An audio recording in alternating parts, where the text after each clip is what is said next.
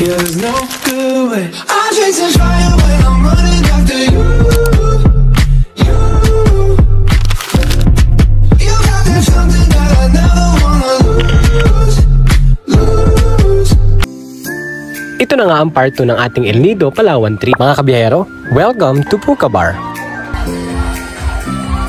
Puka Bar is just around the corner. At kung ang hanap mo ay all-night party, dito lang yan sa Puka Bar. Next up is the Amigo Bar, where Latin vibe is in. At syempre kapag nasa El Nido Palawan ka, hindi lang island hopping ang pwede mong gawin. Pwede ka ring mag-bar hopping with friends and new friends. Mga kabiyahero, it's our day 3 in El Nido and we're ready to ride and dive on the beach.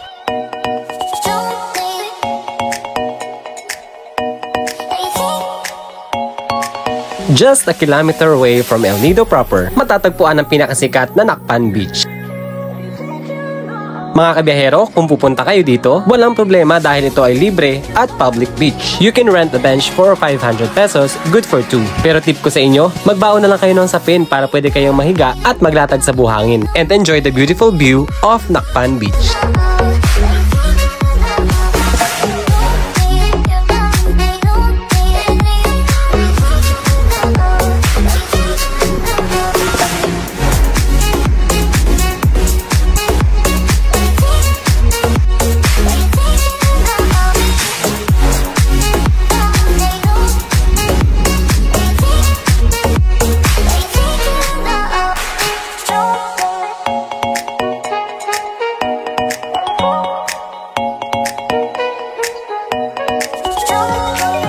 At syempre pagkatapos mo mag-dive sa tubig at magbilad sa araw, hindi pwede magpalipas ng gutom. Dahil dito sa Kailas Kusina, sagot nila ang cravings mo.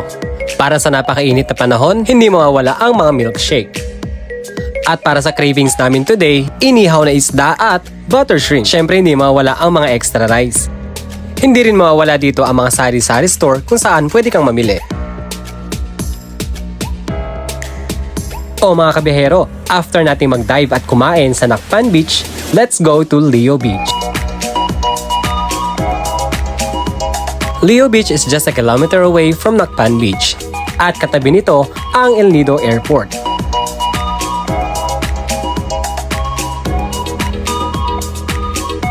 At sabi nga ng mga taga rito, ang swerte mo kapag natapatan mo ang mga eroplano na pababa at palipad. E papaano ba naman kasi? Iilan lang ang flight dito sa El Nido.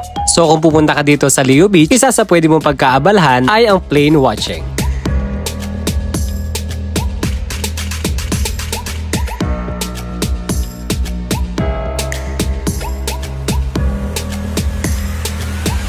It's our last day here in El Nido, Palawan. At kung isa kayo sa katulad namin na last day na sa El Nido pero walang plano, ito ang pinaka-the best na gawin ninyo. Just drive for about 10 to 15 minutes. Mararating ninyo ang tinatawag nila na Vanilla Beach. This private property yet open to public will give you the best view of the Palawan. Hindi lang best view mga kabiyahero, kundi one of the perfect scenery of the Palawan, mga puting buhangin at kulay asul na tubig. At higit sa lahat ang mga nagagandahang isla na matatanaw mula rito. Vanilla Beach is one of the best place na you can't remove to your bucket list pagdating sa Palawan.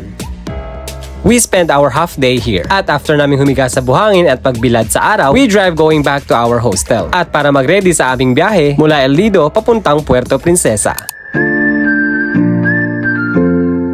Ang sabi nga nila, there's no place like Palawan. At dahil first time namin nakarating ng El Nido, hindi pa rin mawawala ito sa aming babalik-balikan na destination. If you are looking for adventure, fun, unforgettable moments, at hindi makakalimutang magagandang tanawin sa Pilipinas, ano pang hinihintay mo? If you are solo traveler, at syempre sa mga taong gusto ng adventure, pwede to para sa'yo. Ano pang hinihintay mo kabiyahero? Put Palawan on your bucket list and get ready to experience the beauty and excitement na i-offer sa'yo ng Palawan.